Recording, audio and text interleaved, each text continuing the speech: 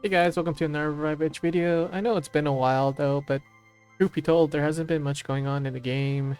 And this last update was pretty much path and barrier event again. Yeah. And she's coming on the 3rd, which is about next week. And like I said before, for this patch notes, I was like, I didn't know if I should do one or not though, because there wasn't really anything going on right now.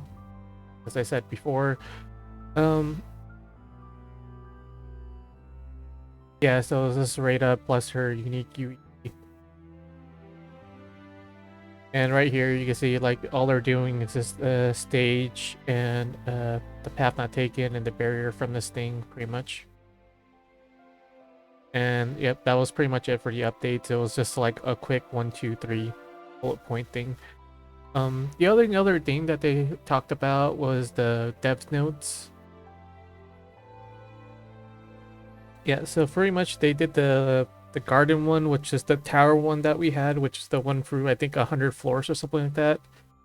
The one was just like an auto battle pretty much, and then the other one was the one we just previously had, was when you're doing the dream events, you just got eggs and you just cash them in pretty much. There was no guide or anything for you guys to do, just pretty much just spam all your stamina pots. Usually that's what I did too. And hopefully you guys got some good gems from it and summoning tokens. Was it the soul cryolites? Yeah, the thing is that was actually a really good source of soul cryolites. I think I got around like 10 or something from the thing, so it was basically a free multi-pull though. So yeah. They said that they're looking a way to optimize the daily resource grind right here. Yeah, and it's because like the basic ones, like the little runestones and the skill pages, those basic skill pages actually get your character up to get him past that pivotal point to cross over to the middle section. It's basically, you know, the skill tree. This is what I should show you guys.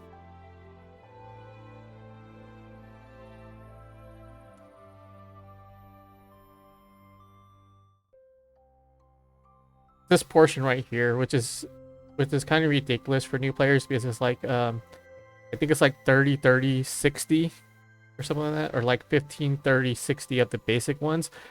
Then after that, then you just need 30 of the average ones to unlock this though. But getting the second one in the early game is really annoying though, because it's just, you're just dumping a lot of your mana into the thing, just trying to unlock that skill so you could actually get the passive.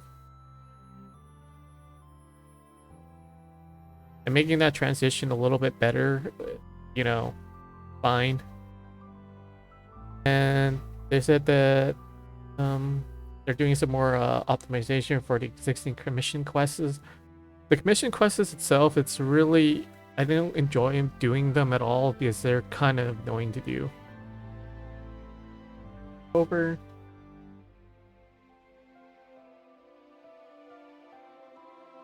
Yeah, so the commission quests are these ones right here. Like the 60s quartz one, where you have to actually spend to buy something, it's kind of annoying unless you're like on that week rotation to actually buy the thing out. Like usually I just buy the free summoning from it because this is more summons.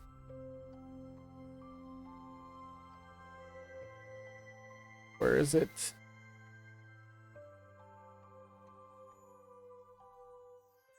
Other supplies are your guild shop. Yeah, the only thing I buy out right here is just this Soul Cryolite. I don't buy the advanced runestone because it's either 2 free summons or a chance to get something good on your weapon. And I was like, you know what? I'll just go for the summons though, because I don't enjoy grinding for equipment in this game at all, because it's all RNG and you just pray by luck and roll that you get something good.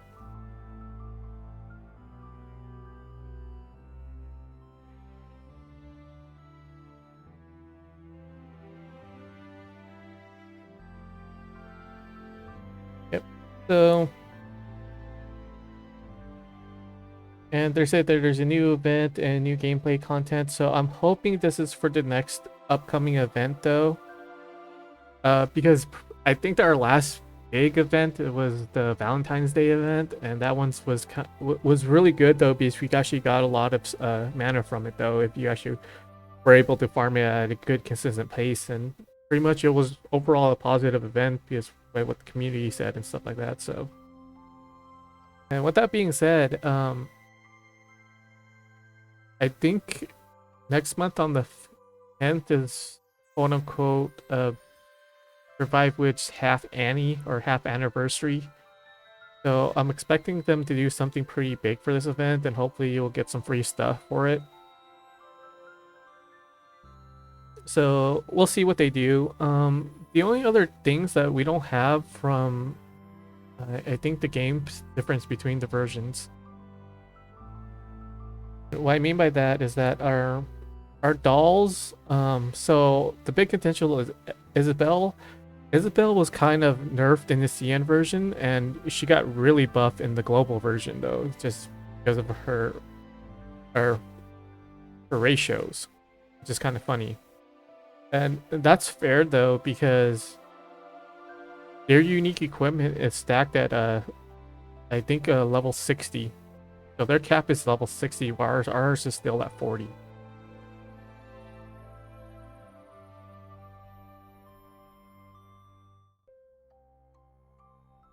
And I don't know about you guys though, but having an extra 20 levels on this, so this thing will go up to like, I think around like 50% almost crit damage and like 20% crit chance right here if this was at like a 60 weapon maybe. So it's very easy to like just build a get her at like okay equipment though. I don't know if they'll rebalance her once if we do get the level 60, so that's something to probably look out for.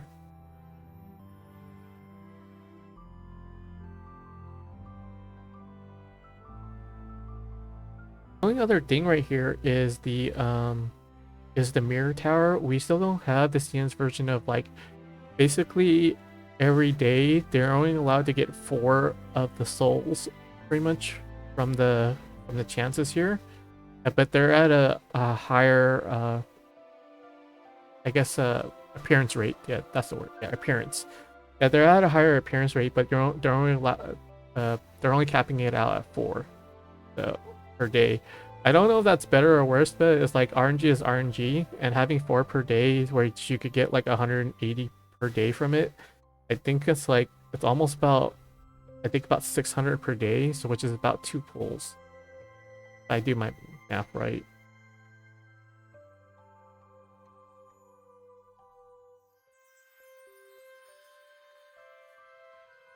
Yeah, so it's actually 180 times 4 is 720. I just pulled up with my calculator, so.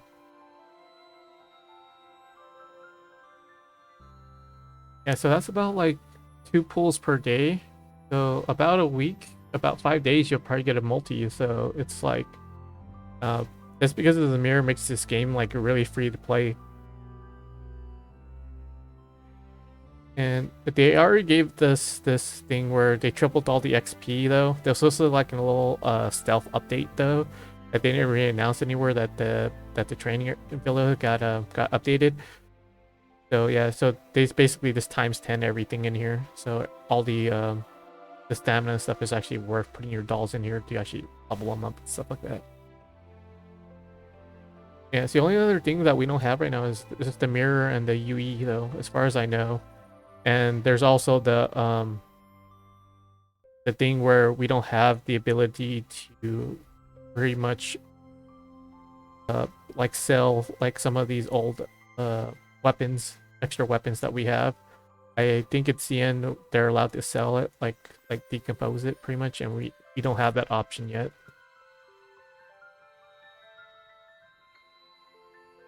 I think like 1 UE weapon, if you trade it in, is for 60 of the crystal, not 60, 80, 800 of the crystals, sorry.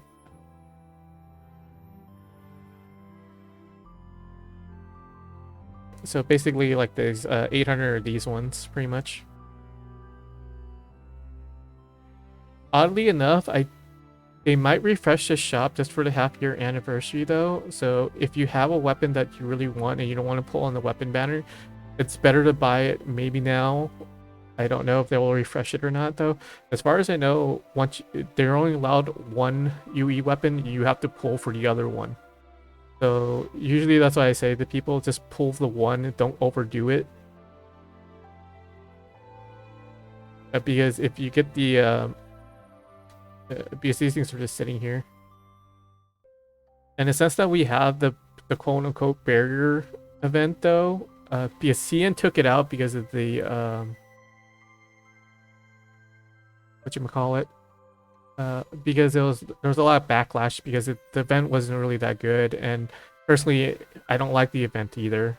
It's just you're setting yourself on an auto path and just letting the game run by itself for like wasting I think 60 stamina for each stage.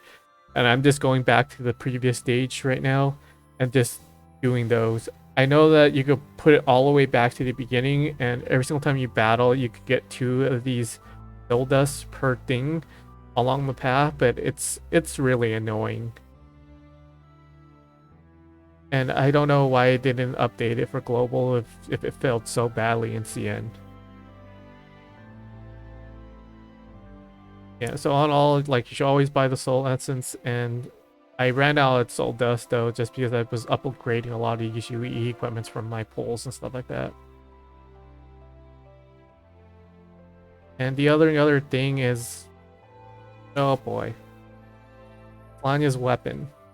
This is a big contention now, since they should have just put it into the pool itself though, because our Solania wasn't behind a $500 paywall as there was.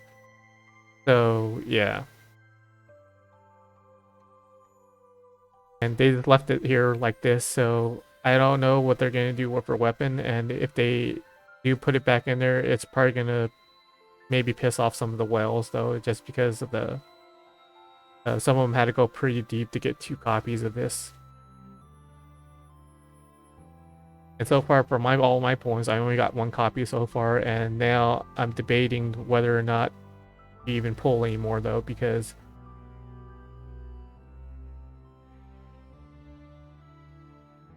Isabella came out and she pretty much outclasses Slanya in pretty much in a sense though, because people were using her just to beat Path Not Taken though, because she was quote unquote the best physical DPS at a certain point. And the best single target that we had was Yui though. And since Isabella came out, I don't have to build Yui out anymore, so yeah.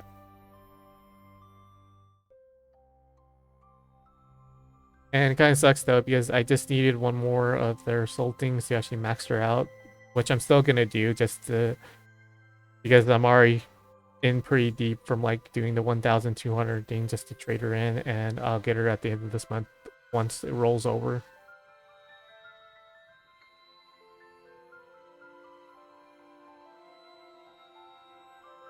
Yeah, but resources wise is like, yeah. And then there's Amanami. I put so much resources into her, even course the UE equipment. And it sucks that the rollback doesn't pull back the resources from the UE. I wish it did. Maybe in another update, they might allow us to roll it back with the thing. So I basically pulled her resources and I gave her, pulled her resources and gave it to Adine.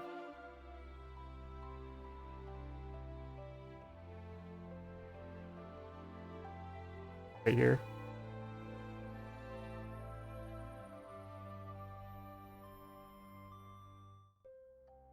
All intents and purposes, she's just a better Amanami in the damage boosting area though.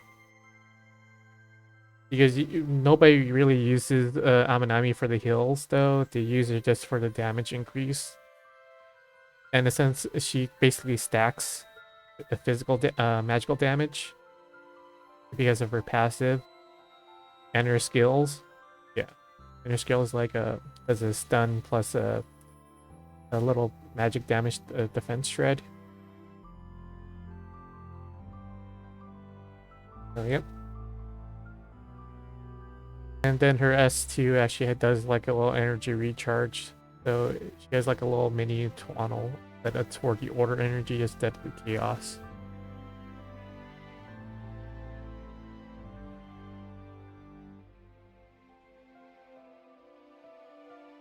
And yeah, and this 3 second sleep is pretty deadly in the PvP.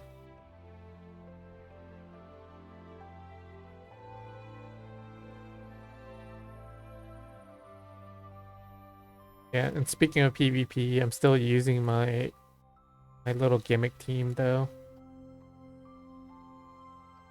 which is this team right here. Just because how a team works with a Fallen, it gives the Fallen so much more damage. And if you have a Fallen's UE weapon, giving her 14% of damage with the sum of her defense of magic and physical. Yeah. Her S2, her pillow drop does like a lot of damage. And the same thing here. So if she gets hit like 8 times in your front line and her pillow things up, she's just gonna double pillow you and basically kill you though, because her first pillow reduces your defense by another 40, then you get another 30% on top of that from a D. A D. Yeah, then she has the invulnerability though for 2 seconds on this.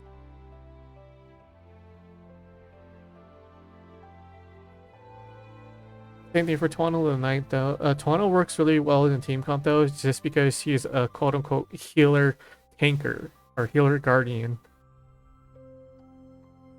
Because her skill grants a thing and it gives a Twaddle's plus a heal up to your allies though. So this is really good. And when the shield breaks, that doll recovers 30% of Twaddle's max HP. So the more HP that you give her, basically the heal more heals that she gives. And just that little bit of healing is all you need because the team itself is pretty tanky. And then her bear right here, it does a 1 second stun. So yeah.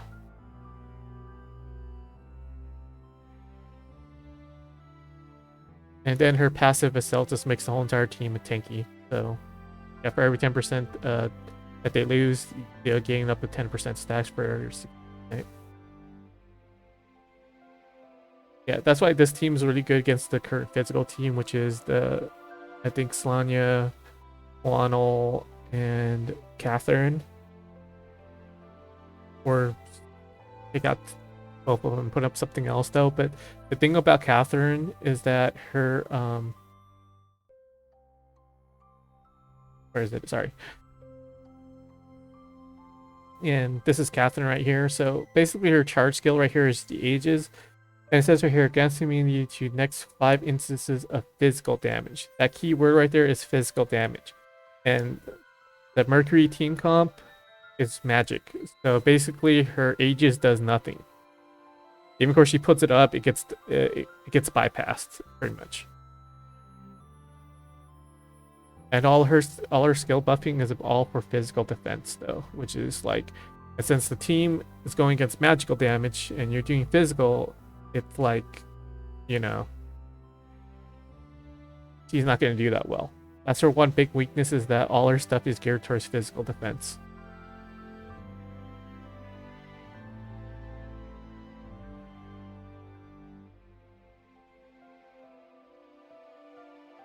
And the fact that she has no attacking skill, once your DPS falls, you're pretty much stuck there, and you basically have 0 damage. That's the problem with this team comp itself, is that if your DPS ever gets sniped out, it's pretty much GG. You can't win the battle.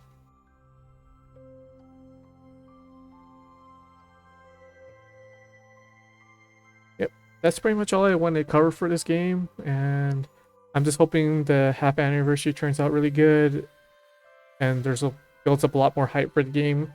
Because, tell you guys the truth, if the game doesn't pick up after the happy year anniversary, I will most likely drop this game. Gaming course, I put in like, I think close to $100 so far. Yeah. Yeah, about $100 for about 6 months. This is about fair. So,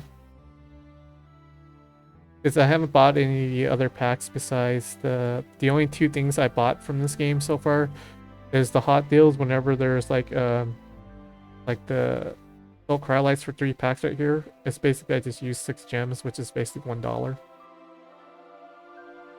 And I buy the monthly card and the battle pass. Pretty much, those are the only two things I buy from so far from this game.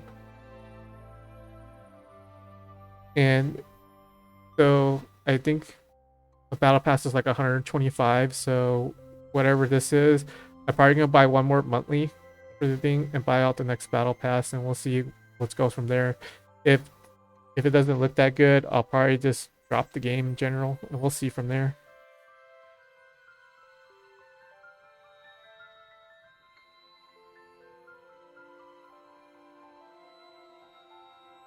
Oh, that's pretty much all I want to say. I'll catch you guys next time. Bye.